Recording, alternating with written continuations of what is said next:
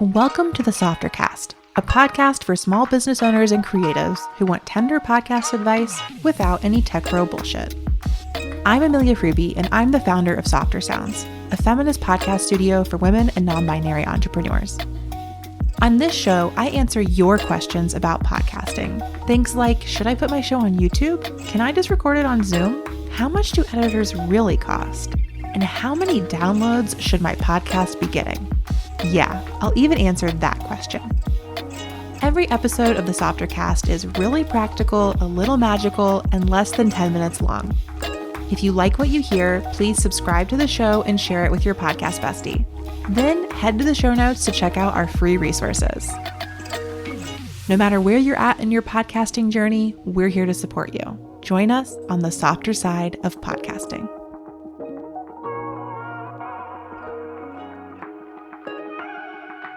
Hello and welcome to the Softercast, a show for all of these small business owners, artists, healers, helpers, and creators out there who want tender podcast advice without any tech bro bullshit. I'm Amelia and I am the founder of Softer Sounds, a feminist podcast studio for those of us who maybe don't feel like we quite fit into mainstream podcasting. On this show, I answer your questions about podcasting so that we can all make better, more brilliant, more beautiful shows together.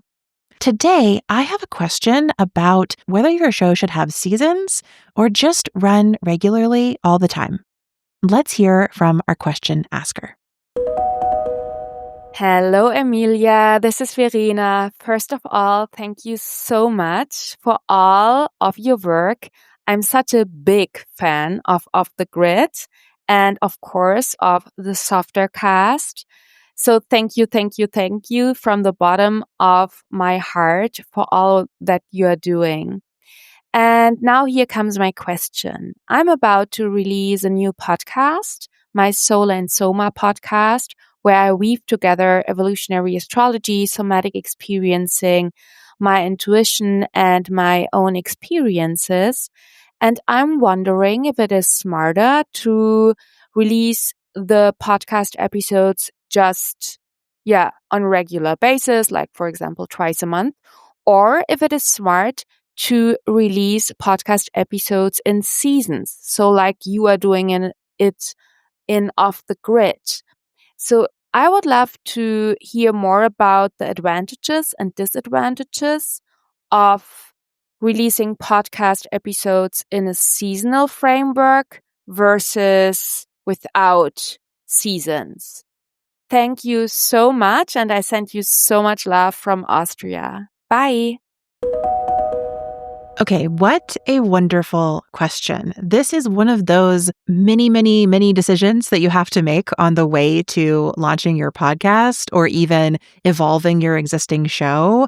And it's one of the decisions that can stand in the way between you and your best show being out in the world. So let's talk about it.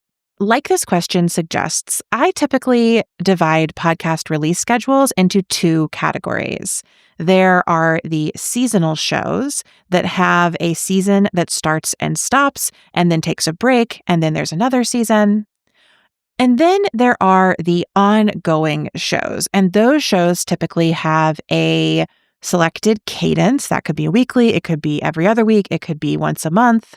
But they have a set cadence, and then they keep publishing at that cadence in an ongoing way. There's no stopping point or specific our season has started and ended. And often there's not a extended break period between seasons either. So this is really a question about publication schedule. And when I'm thinking about that, I have two groups in mind. The first, I guess, isn't really a group, but it's you. Dear listener, dear podcaster, I think that when you are deciding if you want to have a seasonal show or an ongoing show, the first question to ask yourself is what sort of rhythm works best for you? So if you are somebody who likes to sprint, if you like to work in batches, if you feel really drawn toward recording a bunch of episodes and then editing them and then releasing them, you might enjoy seasonal podcasting because you can kind of do a whole sprint, a batch of work, and then release it and then take a break and then go again. So I think that for those of us who like to work that way, seasonal could be a great approach for our shows. Also, if you're somebody who knows there are certain times of year when you don't have time to make your podcast or you don't desire to make your podcast, for me, that is always going to be every August. I have no desire to be making or releasing my show. All I want to do is be in the little kiddie pool in my backyard. So I run a seasonal show because I like to take breaks. And it is really supportive for me to have that predetermined delineated space between seasons that is my break time. I did an episode, I think over a year ago at this point, answering the question, how do I take a podcast break without losing listeners? And that dives more into how to plan and take a successful break. So you can learn more about that there. But so far, those are just two reasons that you might want to create a seasonal show. One, if you like to sprint and work in batches and that works well for you. Or two, if you know that there are times of the year when you don't want to be working on your podcast and you want to plan for breaks between seasons around those times. I said at the top that when I think about this question of should I do seasons or ongoing, I'm thinking about two groups. That first group is you, the creator. The second group is the listener. So that episode I just pointed you to, how do I take a podcast break without losing listeners? Well, we also want to think about our listener when we're making this decision between seasonal or ongoing.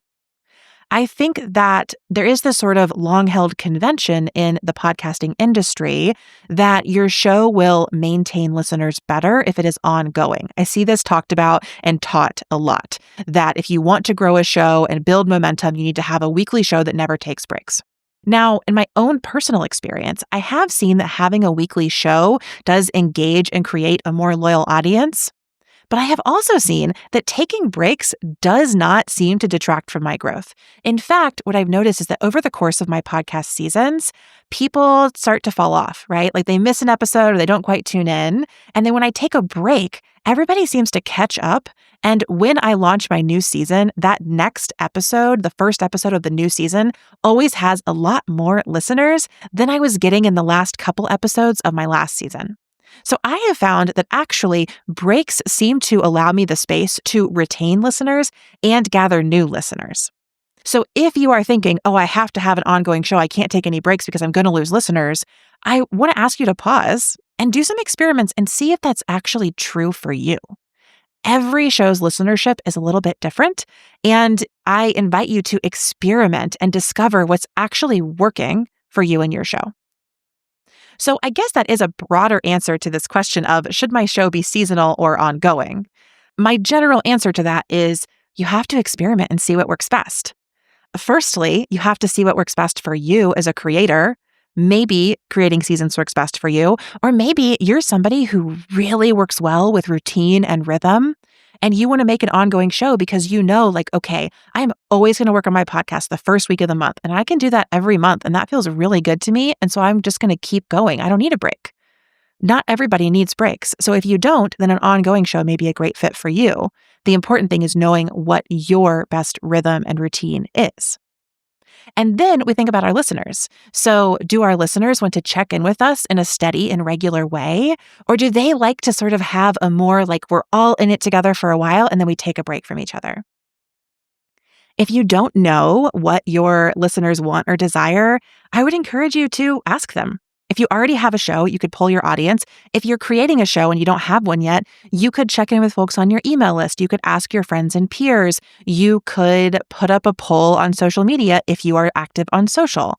There are so many ways that you can get a sense of how your community likes to engage with podcasts. And I think that's a great check-in before making any assumptions that being seasonal or ongoing would be more or less strategic or successful for you.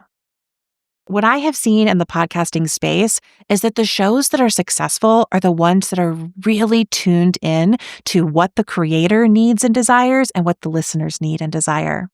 And so I support you in having a seasonal show or an ongoing show, as long as you're connecting with how that's working for you and your community. And again, I have my own shows that are seasonal that are super successful, and I work on a lot of client shows that are ongoing and also super successful. There's not an either or here. Both paths can lead to success, especially when you're defining success on your own terms. Another factor that really has me rethinking my decision to have a seasonal show is that now that I have sponsors on my show, I only do sponsors when I'm in season. And that means there are certain months of the year when I'm taking a break and I'm not making money with ads on my podcast. And so far, I still need the break, so that's fine with me. But in the future, I may decide that I don't want to take breaks that are as frequent or as long because I get in a really good flow with that ad revenue and those partnerships and sponsorships. Again, you also have permission to change your mind and do things differently. And then, as one follow-up and final thought on this question, when I talked to Verena about doing a seasonal or an ongoing show, something that came up is that with her work, she likes to tap into the cycles of the moon and the seasons of astrology. And so for her, doing an ongoing show felt like the perfect way to tap in with those seasonal cycles. And so maybe you want to look to a rhythm outside of yourself or your community. Maybe you want to tap into a natural or a cosmological rhythm that can guide your podcast forward. There are so many different ways to plan a publication schedule, and I'm really here to give you permission to do what you want to do. Again, as long as you're checking in with yourself and your listeners, there's a lot of space for creative freedom in the podcasting process. I hope this response has helped you find your way forward on your podcast journey today. As always, we have lots of free resources in the show notes. And until next time, I will see you on the softer side of podcasting. Thanks so much for listening to the Softercast. If you enjoyed this episode, please send it to your podcast bestie. And after you do that, go ahead and drop us 5 stars on Apple Podcasts or Spotify. If you'd like to submit a question, head to speakpipe.com/softercast to record a message or email us at hi@softersounds.studio. And last but not least, we made some awesome free things for you. Head to the show notes to download our free podcast launch toolkit or our 3-step podcast audit. No matter where you're at in your podcasting journey, we're here to support you. Thanks again for tuning in and joining us on the softer side of podcasting.